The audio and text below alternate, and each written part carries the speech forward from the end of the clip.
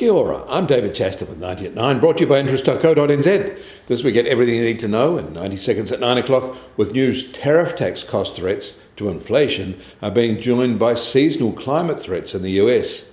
First, it is hot in large parts of the US, including the heavily populated Northeast. Air conditioners are working overtime, and that means electricity grids are overloaded. Retail electricity prices have spiked to nearly $2,400 a megawatt hour during peak evening demand last night. Wholesale prices on Long Island topped $7,000 a megawatt hour.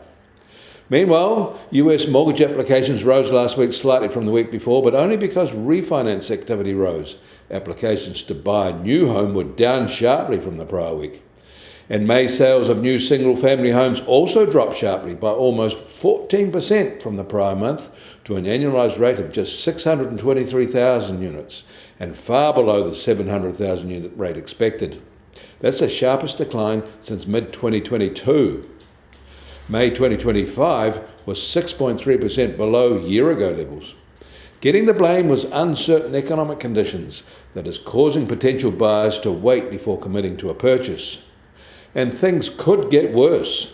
There are now 10 months' supply of built but unsold homes at the current sales rate. We may start to see aggressive discounting ahead or more builders going bust.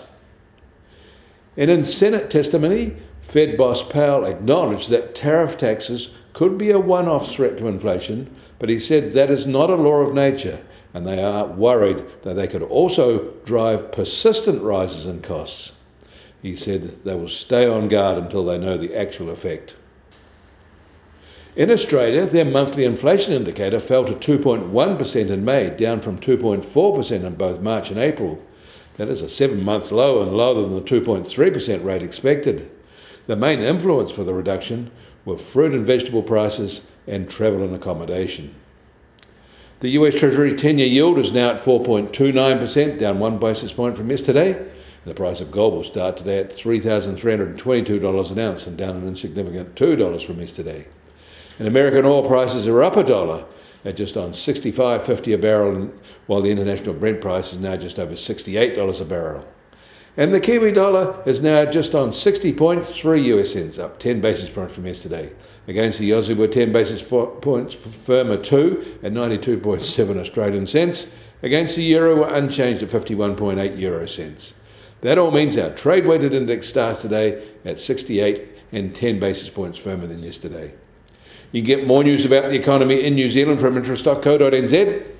Kia ora, I'm David Chaston, and we'll do this again tomorrow.